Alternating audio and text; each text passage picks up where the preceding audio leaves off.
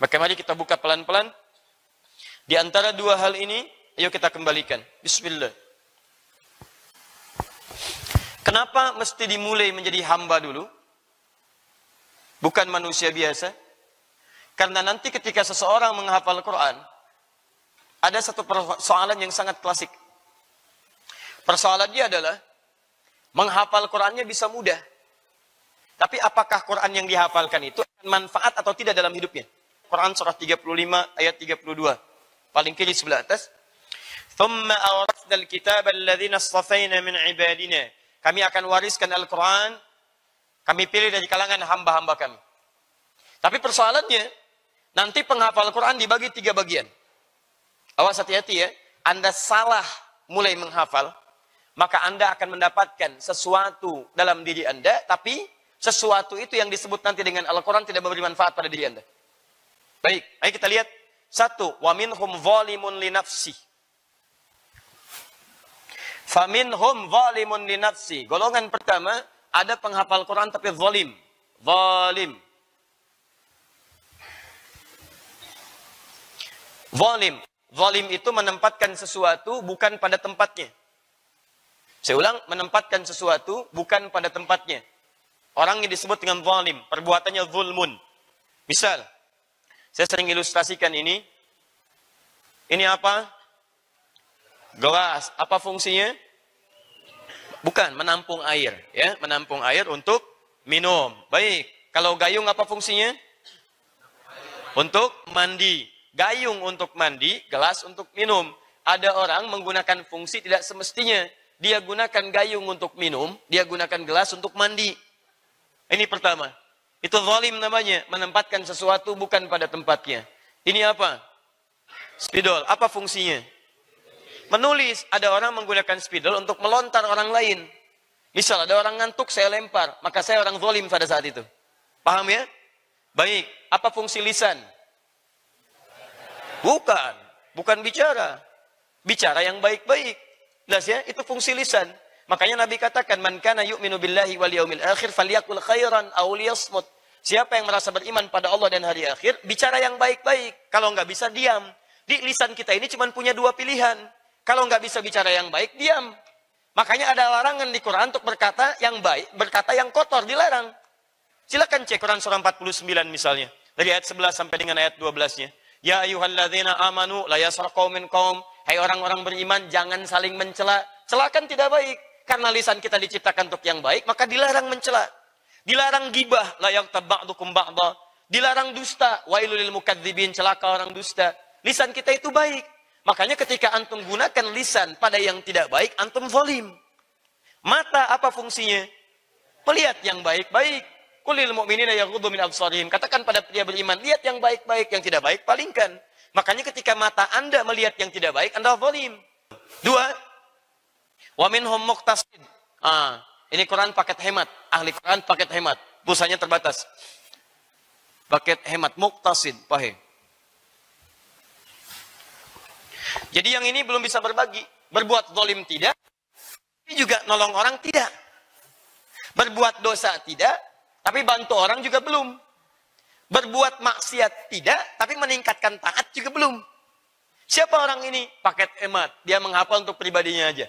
Ke masjid, mojok-mojok, ngulang-ngulang hafalan. Di jalan, ngulang-ngulang hafalan. Pak, silahkan jadi imam. Aduh, nama saya Husain Pak, bukan imam. Masya Allah, susah. Minta imam, silahkan yang lain. Silahkan begini.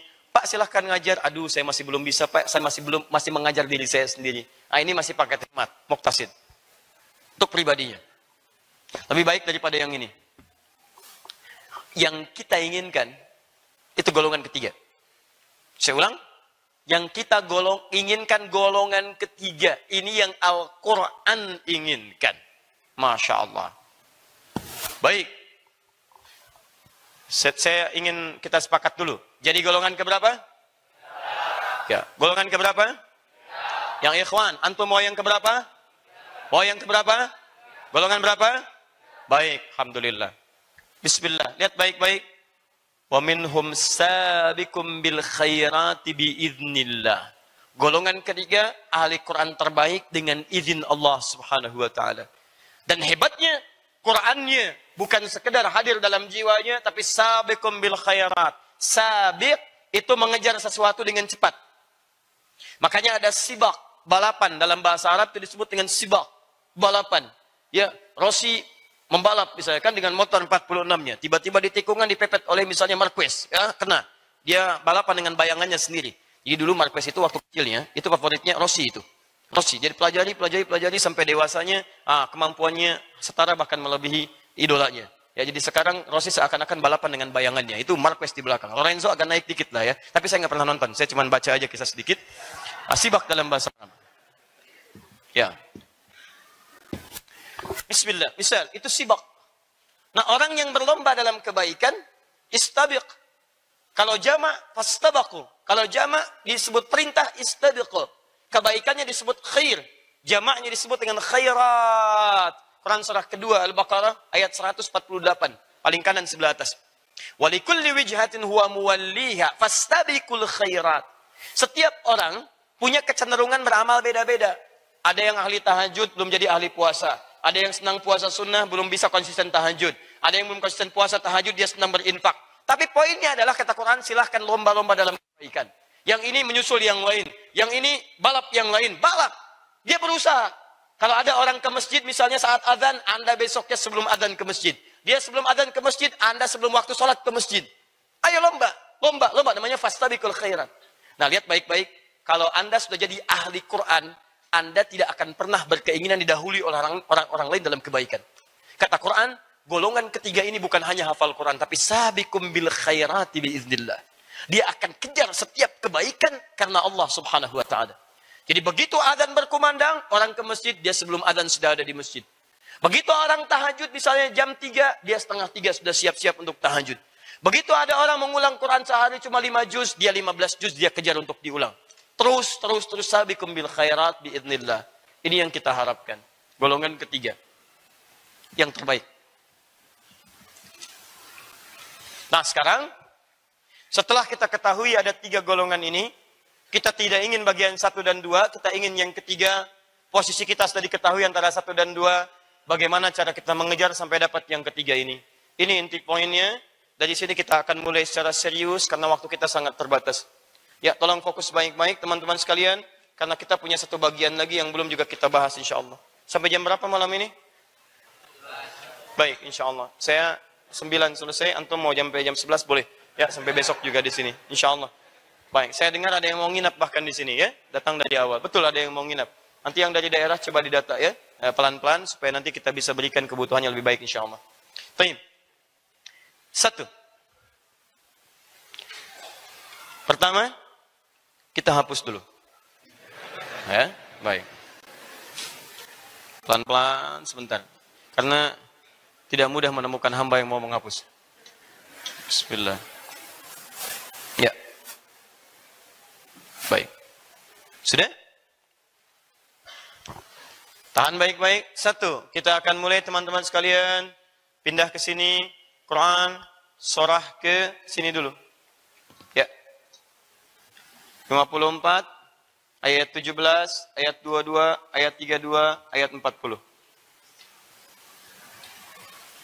Setiap yang sudah saya terangkan, saya checklist ya. Kemudian nanti saya hapus. Baik. Ahli Quran ada berapa golongan? 3. Yang pertama siapa? Zalim. Kedua? Oke, hemat. Yang ketiga? Baik, yang terbaik. Anda mau jadi yang mana? Baik. Anda mau jadi nomor berapa? 3. Baik, alhamdulillah. Perhatikan baik-baik. Kalau Anda mau jadi yang ketiga, nanti ada 2 tambahan lagi. Tadi yang pertama, sifat Anda akan mengejar kebaikan.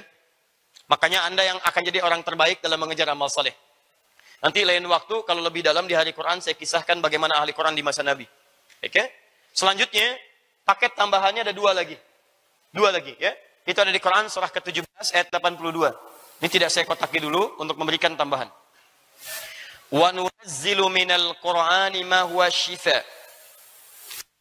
Kami turunkan dari Al-Quran itu, akan ada yang menjadi syifa. Syifa. Bukan hanya obat, bukan hanya penyembuh, tapi 2 hal. 1 adalah penyembuh dari segala penyakit hati. Maaf, kegelisahan, iri hati, dengki, cemburu, hal yang membuat hati gelisah. Itu obatnya syifa. dibagi dua. Ada penyakit fisik namanya daun, obatnya dawa. Ada penyakit hati namanya maradun, obatnya syifa. Fi qulubihim maradun, Quran surah 2 ayat 10. Fazadahumullahu marada. Jadi kalau Anda mau mencari penyakit iri hati, penyakit dengki, penyakit cemburu, penyakit gelisah, tidak tenang macam-macam, itu obatnya ada di Quran.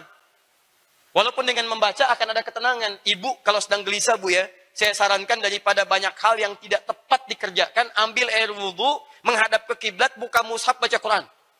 Saat Anda baca Quran, walaupun solusi belum datang, minimal hati tentram. Daripada mengeluh. Dan tidak usah bikin status, karena mengungkap dengan status itu membuka persoalan yang harusnya ditutup. Akhirnya ketika masalah selesai, yang dibuka belum selesai. Kenapa aku begini? Oh, Masya Allah. Tiba-tiba turun persoalan. Emang kenapa begitu? Oh, luar biasa. Gak beres-beres. Ya, ambil mushaf. Baca, baca, baca. Nah, ahli Quran, kalau sudah jadi ahli Quran, ketika ada sesuatu yang menggelisahkan, Allah tutup pintu kegelisahannya. Insya Allah selesai, insya Allah selesai, insya Allah tenang. Otomatis mutar otaknya, mutar Qurannya dalam jiwanya. Dua, warahmah.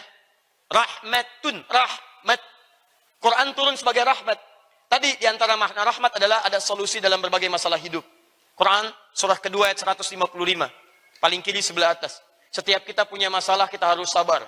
Cara sabarnya ayat 156-nya. Ketika Anda sabar, diberikan rahmat oleh Allah Subhanahu wa taala untuk mendapatkan solusi. Ayat 157-nya. Ulaika alaihim salawatun min rabbihim wa rahmah. Ketika rahmat diberikan, wa ulaika humul muhtadun. Kami berikan petunjuk untuk menyelesaikan semua masalah-masalah hidupnya. Apa masalahnya? Minal khauf, maaf, gelisah. Wal ju' lapar. Wa naqsi minal amwal, harta kurang. Wal anfus, maaf, masalah sakit, sampai ada yang meninggal. Wathamarat, bisnis dikerjai oleh orang lain. Kerja keras dampas orang. Maaf, orang-orang ini kalau jadi ahli Quran, Allah entaskan segala hal yang tersulit dalam hidupnya itu. Makanya demi Allah saya katakan, orang jauh dari Allah saja dapat rizki. Apalagi dekat dengan Allah. Apalagi jadi dikhususkan Allah. Bebas Pak. Nanti kita akan lihat.